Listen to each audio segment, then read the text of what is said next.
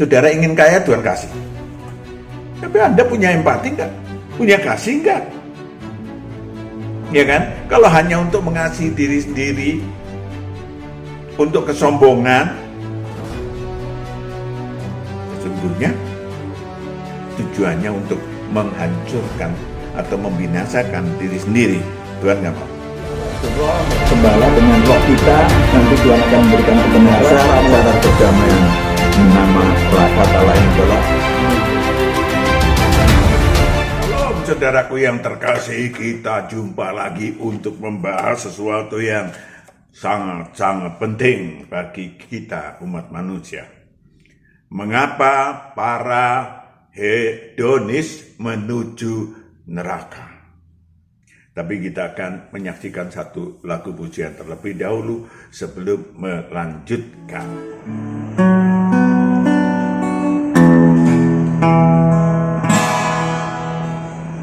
Ku datang ke hadirat membawa pujian dengan segenap hatiku, ku memuji Engkau ya Tuhan Allahku.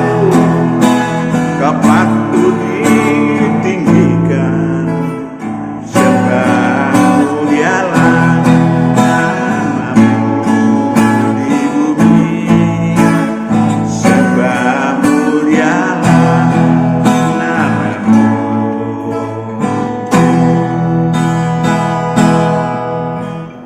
Ku datang ke hadirat-Mu membawa pujian dengan segenap hatiku, ku memuji Engkau ya Tuhan Allahku.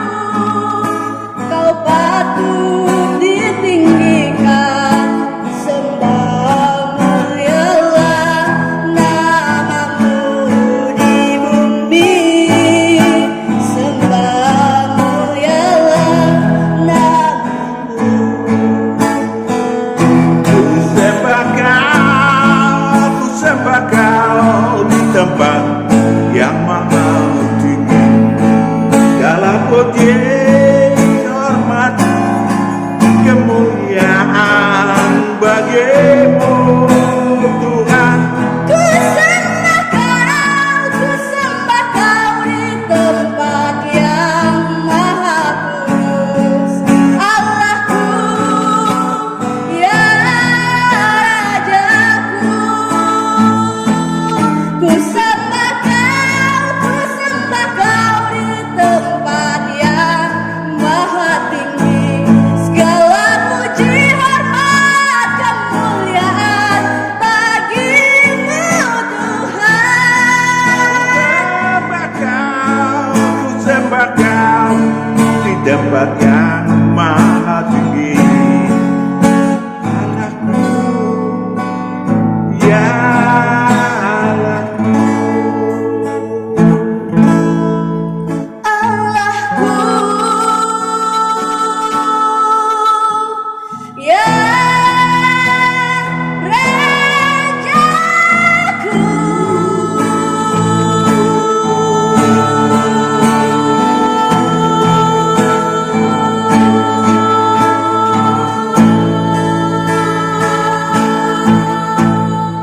Mengapa para hedonis menuju neraka? Ditebarkan oleh Lucifer, dinikmati oleh Herodes dan teman-teman, oleh Judas Iskariot, diminati oleh manusia-manusia yang hatinya diminati oleh manusia-manusia yang hatinya berada di harta. Maybe you, maybe you. Tapi kita akan bahas definisi kosakata hedonisme, berasal dari kata hedon. Hedone artinya kesenangan, bahasa Yunani kan. Adalah pandangan hidup yang mengutamakan kesenangan yang mengutamakan kepuasan sebagai tujuan utama, cenderung menghindari rasa sakit, penderitaan, seringkali dikaitkan dengan hidup konsumtif dan materialistis. Saudara, tentu saja itu definisi secara sekuler, ya. Hedonisme kita akan memfokuskan dari kacamata kebenaran ilahi seperti biasa, khususnya tentang bahayanya bagi manusia yang tercebur ke dalamnya, atau bahkan menceburkan diri, apalagi menceburkan diri di dalamnya. Rohnya sedang terseret menuju neraka kekal, terasa maupun tanpa terasa. Kita tengok dulu bosnya hedonisme, ya, yang menebarkan hedonisme, yaitu Lucifer. Saudaraku yang kekasih, kita tengok dulu Wahyu 17 ayat 1 sampai 5. Wahyu 17 ayat 1 sampai 5. Lalu datanglah seorang dari ketujuh malaikat yang membawa ketujuh cawan itu dan berkata kepadaku, "Mari ke sini, aku akan menunjukkan kepadamu putusan atas pelacur besar." Putusan atas pelacur besar Lucifer, yang duduk di tempat yang banyak airnya. Yang banyak airnya di antara masyarakat umat manusia. Dengan dia raja-raja di bumi telah berbuat cabul, dan penghuni-penghuni bumi telah mabuk oleh anggur percabulannya. Yes, raja-raja di bumi, penguasa, banyak yang menjadi pengikutnya, juga manusia-manusia biasa. Lanjut. Dalam roh aku dibawanya ke padang gurun, dan aku melihat seorang perempuan duduk di atas seekor binatang yang merah ungu. Di padang gurun, lambang daripada kekosongan, kegersangan iman, yang penuh tertulis dengan nama-nama hujat. Oh, nama-nama hujat. Lanjut. Binatang itu mempunyai 7 kepala dan 10 tanduk. Lanjut dulu, luar biasa, nanti kita bahas suatu saat. Dan perempuan itu memakai kain ungu dan kain kirmizi yang dihiasi dengan emas, permata dan mutiara, dan di tangannya ada suatu cawan emas penuh dengan segala kekejian dan kenajisan percabulannya. Yes. Ayat 5 ya. Dan pada dahinya tertulis suatu nama, suatu rahasia, Babel besar, ibu dari wanita-wanita pelacur dan dari kekejian bumi. Yes. Sudah cukup jelas, itulah bosnya atau penabur daripada hedonisme di muka bumi. Tentu saja sejarah Lucifer waktu di surga kekal yang merupakan ciptaan Allah yang maha indah, yang maha pinter, ya, penuh hikmat istilahnya. Saudaraku yang kekasih, karena merasa dia ciptaan yang sempurna, maka mulailah, perhatikan baik-baik, mulailah dia menyamakan dirinya dengan Allah. Ya, waktu di surga kekal udah pernah dibahas ya. Kemudian ditempatkan di Taman Eden, surga kekal, bukan Taman Eden yang di bumi ya. Surga kekal yang super mewah dijaga oleh kerub. Saudaraku, Allah menciptakan sebagai makhluk dinamis dan tak bercela. Tidak bercela. Yeskiel 28 ayat 15a, tidak bercela. Jadi keliru kalau ada orang mengatakan Allah menciptakan iblis. Bukan. Allah nggak pernah menciptakan kejahatan. Ya, harus tahu itu. Yeskiel 28 ayat 15a, engkau tak bercela di dalam tingkah lakumu. Engkau tak bercela di dalam tingkah lakumu. Sayangnya, kedinamisannya disalahgunakan B. Sejak hari penciptaanmu sampai terdapat kecurangan padamu. Sampai terdapat, karena dia makhluk dinamis, bisa melawan Allah, bisa mengikut Allah, seperti juga manusia makhluk dinamis. Maka mulailah Lucifer meluapkan keinginannya karena merasa super hebat untuk super pintar menyamai dirinya dengan Allah. Ya, jadi perhatikan baik-baik. Di surga kekal sudah demikian.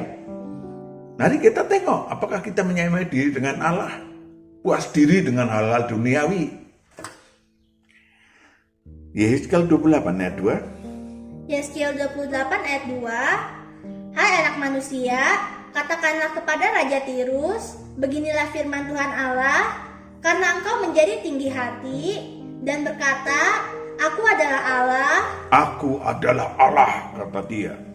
Aku duduk di takhta Allah di tengah-tengah lautan. Padahal engkau adalah manusia. Manusia artinya sama dengan makhluk ciptaan manusia, kecil. Buktinya apa? Dengan mudahnya dia dikalahkan oleh, atau bukan dikalahkan oleh Allah, dikalahkan oleh ciptaan Allah yang lain, makhluk dinamis. Ya, suatu saat kita bahas selanjutnya. Saudaraku yang kekasih, si super cerdik mulai merayu, ya, menyamai diri dengan Allah, merayu, membohongi beberapa jenis ciptaan, makhluk ciptaan Allah yang dinamis. Ya, kemudian dikasih tahu bahwa aku adalah Allah. Istilahnya berdagang dengan mereka. You mau jadi apa? You mau jadi apa? Aku ini Allah. Itu yang terjadi di surga kekal, dan kemudian dilemparkanlah ke bumi. Dilemparkanlah ke bumi bersama sepertiga dari makhluk yang berhasil dibohongi, makhluk bintang istilahnya, makhluk bulan, makhluk matahari, sepertiganya diseret ke bumi yang kemudian direkrut menjadi makhluk-makhluk yang menjadi staf dia di bumi, di kerajaan dunia. Dan ini yang mengerikan. Wahyu 8 ayat 8. Wahyu 8 ayat 8. Lalu malaikat yang kedua meniup sangkakalanya, dan ada sesuatu seperti gunung besar yang menyala-nyala oleh api dilemparkan ke dalam laut, dan sepertiga dari laut itu menjadi darah. Lanjut. Dan matilah sepertiga dari segala makhluk yang bernyawa di dalam laut, dan binasalah sepertiga dari semua kapal. Lalu malaikat yang ketiga meniup sangkakalanya, dan jatuhlah dari langit sebuah bintang besar. Jatuhlah dari langit sebuah bintang besar, menyala-nyala seperti obor, dan ia menimpa sepertiga dari sungai-sungai dan mata-mata air. Nama bintang itu ialah Absintus. Absintus. Itulah Lucifer yang menebarkan apa yang disebut sebagai racun yang paling mematikan roh manusia. Lanjut. Dan sepertiga dari semua air menjadi Absintus, dan banyak orang mati karena air itu, sebab sudah menjadi pahit. Saudara, nanti saudara bisa baca selanjutnya, dan selanjutnya adalah bahwa dia menebarkan bersama sepertiga dari makhluk yang diseretnya, sepertiga dari bintang, sepertiga dari matahari, sepertiga dari bulan, istilah aja. Kemudian menjadikanlah atau Lucifer membentuk pasukan untuk menyampaikan racun termasuk hedonisme. Racun termasuk hedonisme. Termasuk kerajaan dunia dulu dibentuk. Lukas 4, 5-7. Lukas 4 ayat 5-7. Kemudian ia membawa Yesus ke suatu tempat yang tinggi, dan dalam sekejap mata ia memperlihatkan kepadanya semua kerajaan dunia. Semua kerajaan dunia. Inilah yang terus. Kata iblis kepadanya, segala kuasa itu serta kemuliaannya. Kuasa serta kemuliaannya akan kuberikan kepadamu. Akan kuberikan kepadamu. Sebab semuanya itu telah diserahkan kepadaku. Yes. Dan aku memberikannya kepada siapa saja yang aku kehendaki. Yes. Jadi jikalau engkau menyembah aku, Jikalau engkau menyembah aku, seluruhnya itu akan menjadi milikmu. itu yang terjadi. Termasuk di dalamnya kekayaan, kekuasaan, seluruhnya kita memakai kata sebagian potongannya adalah hedonisme. Saudaraku yang kekasih, tatkala manusia-manusia tertarik untuk masuk menyembah iblis tanpa terasa, menjadi pengikut iblis, maka dia akan ditenggelamkan di dalam maut dan kerajaan maut. Rohnya dalam kerajaan maut, tubuh alamiahnya diseret ke dalam maut, nyakit, rumah tangga, dan macam-macam. Gimana caranya? Caranya adalah memasukkan roh-roh jahat kepada si manusia yang berdosa dan berkejahatan. Dimasukkan sesuai dengan ukuran hutang maut. Perhatikan baik-baik. Sesuai dengan ukuran hutang maut. Kalau adalah warisan dari kakeknya yang punya ilmu kebal, maka cucunya jangan kaget, baru lahir udah cacat. Kalau kakeknya atau bapaknya itu berbuat musyrik, yakni datang ke dukun supaya kaya, maka jangan kaget, ya silahkan jangan kaget itu bumbunya apa. Jangan kaget kalau anaknya dari kecil udah cacat atau menjadi miskin atau kaya raya tetapi kemudian rohnya dikuasain oleh iblis dalam kerajaan maut, gemerlap dengan hedonisme, dan rohnya berakhir di neraka kekal bersama bosnya Lucifer kelak. Itu yang terjadi, saudaraku yang kekasih. Maka anak buahnya menawarkan, siapa yang mau pinjam uang, siapa yang mau membutuhkan kelegaan, kekayaan, kuasa, ya itu 1000 kali lebih dari pinjol pinjamannya. Saudaraku yang kekasih, maka orang-orang pun dijadikan agen-agen kekejian, ditawan dalam kerajaan dunia, ya, hutang maut, memberitakan hutang maut duniawi, memberitakan metafisis, hal-hal yang terkait dengan seluruh maut dan kerajaan maut, hedonisme, kejahatan, kekejian. Saudaraku yang kekasih, selanjutnya kita bahas tentang Hawa, Herodes, Yudas Iskariot, dan manusia-manusia yang hatinya berada di harta. Korban pertama, Lucifer di bumi memang adalah ibu dari seluruh manusia, yaitu Hawa. Ya, saudara baca dialognya Kejadian 3 ayat 1 sampai 7. Tapi kita tengok yang 4 ayat 4 sampai 6. Kejadian 3 ayat 4 sampai 6. Tetapi ular itu berkata kepada perempuan itu, sekali-kali kamu tidak akan mati, tetapi Allah mengetahui bahwa pada waktu kamu memakannya, matamu akan terbuka. Matamu akan terbuka dan kamu akan menjadi seperti Allah. Akan menjadi seperti Allah. Ini dia rumusnya si Hawa jatuh. Kalau hedonisme jasmania, wah, ya memang nggak pakai baju, nggak pakai BH, maaf. Tetapi yang dibutuhkan apa tadi? Barusan ulangi lagi. Dan kamu akan menjadi seperti Allah. Kamu akan menjadi seperti Allah, kata iblis. Tahu tentang yang baik dan yang jahat. Tahu tentang yang baik dan yang jahat. Lanjut. Perempuan itu melihat bahwa buah pohon itu baik untuk dimakan dan sedap kelihatannya. Sedap kelihatannya. Lagi pula pohon itu menarik hati karena memberi pengertian. Yang paling utama adalah menarik hati karena memberi pengertian. Saudaraku yang kekasih, kemudian dia batuk, dimakan, yang separuh dikasihkan Adam, Ya, Adam yang belum sarapan digigit karena lapar. Saudaraku yang kekasih, jatuhlah mereka ke dalam dosa. Ya, minusnya kemudian menderita di bumi. Si Hawa menjadi kesakitan dalam melahirkan. Adam mencari makan setengah mati. Di Firdaus, waktu di Firdaus banyak diusir dari Firdaus. Tapi ada satu hal,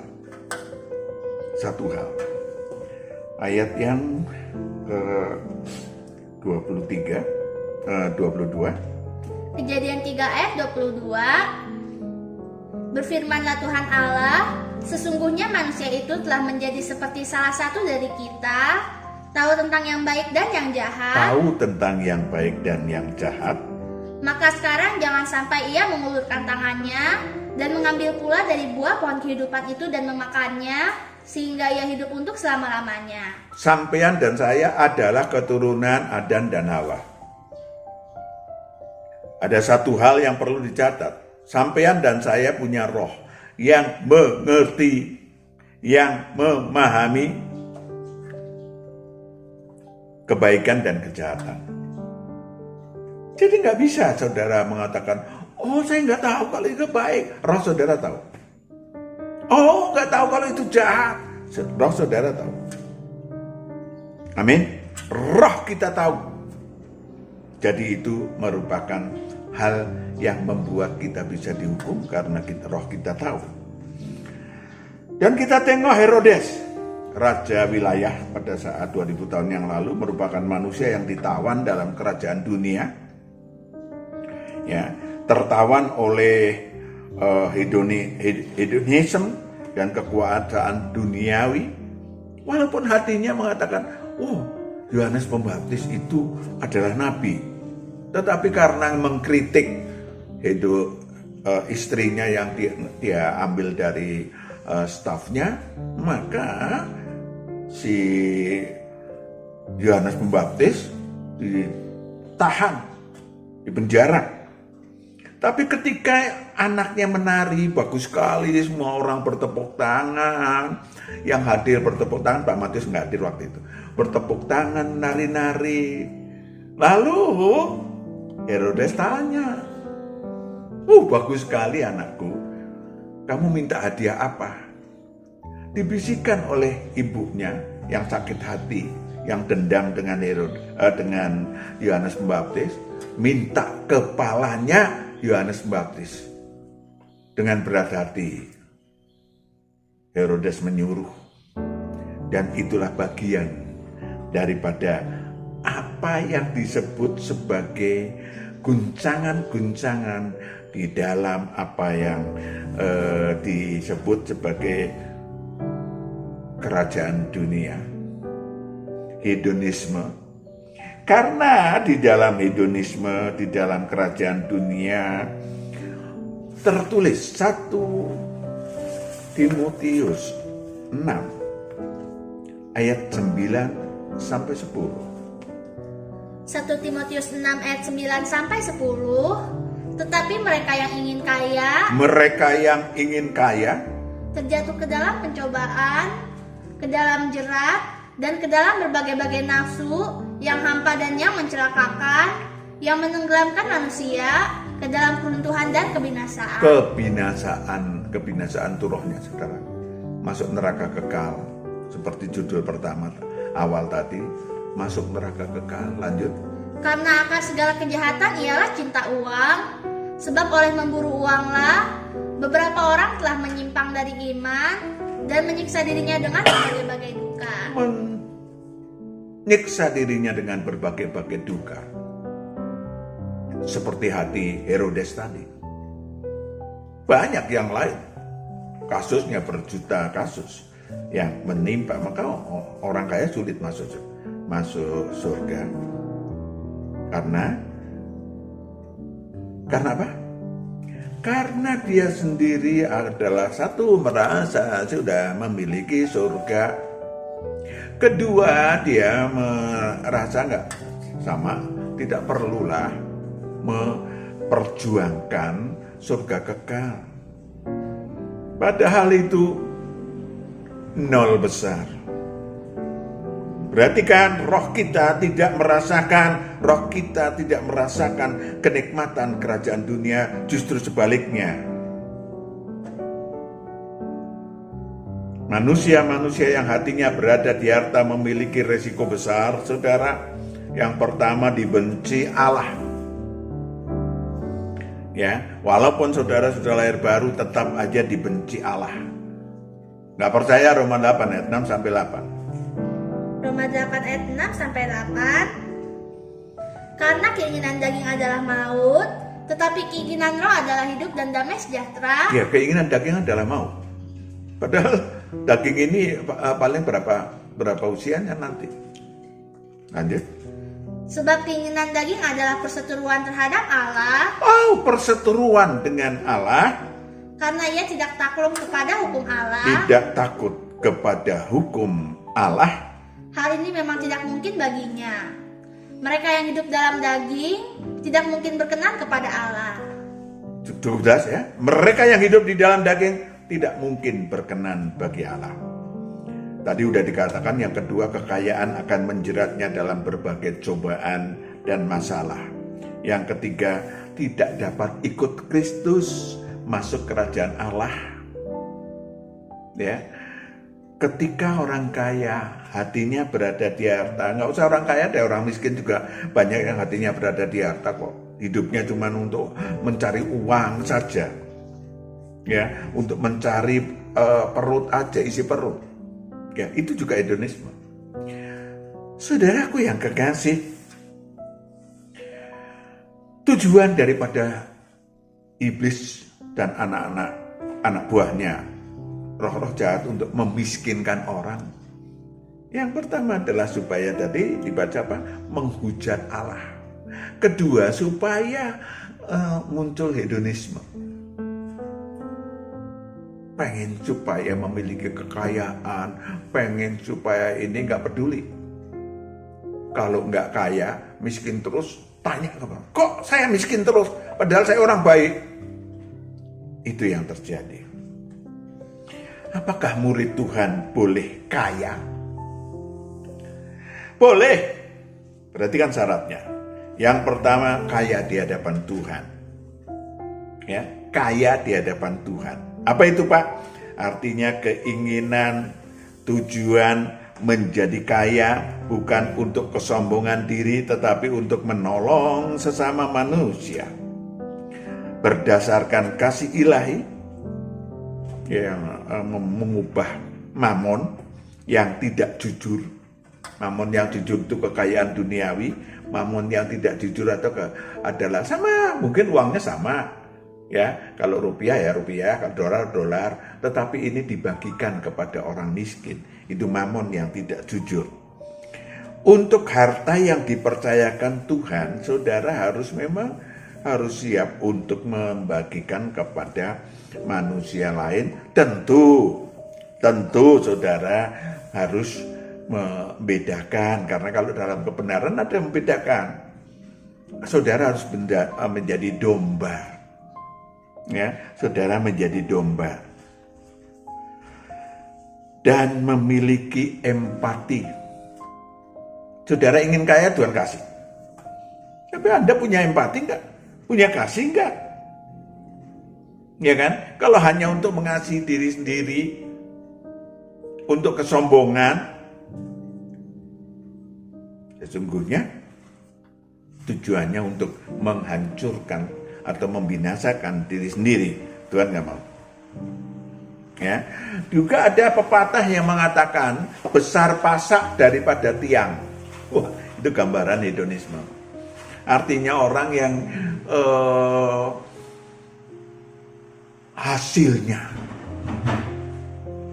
hasilnya